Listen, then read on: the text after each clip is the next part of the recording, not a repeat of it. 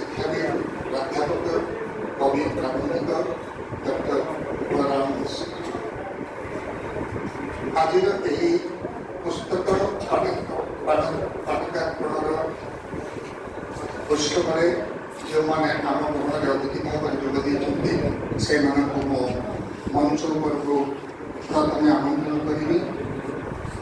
ଆଜିର ଯିଏ ଅଛନ୍ତି ମୁଖ୍ୟ ଅତିଥି କଥାକାର ଡକ୍ଟର ରାଧା ବିନୋଦ ନାୟକ, ସଭାପତି ଭଦ୍ରକ ସାହିତ୍ୟ ସଂସ୍କୃତି ପରିଷଦର ସଭାପତି କବି ଗାଳ୍ପିକା ଡକ୍ଟର ଦୁର୍ଯ୍ୟୋଧନ ଦାସ, ଅନ୍ୟତମ ବରେଣ୍ୟ ଅତିଥି କବି ସମ୍ପାଦକ ଡକ୍ଟର ସୁଶେନ୍ଦ୍ର ଦାସ, କଥାକାର ପବିତ୍ର ପାଣିଗ୍ରାହୀ ଏବଂ ଏକ ନିଆରା ସଂଯୋଜନା ଏହି ସଭାରେ ରଖାଯାଇଛି।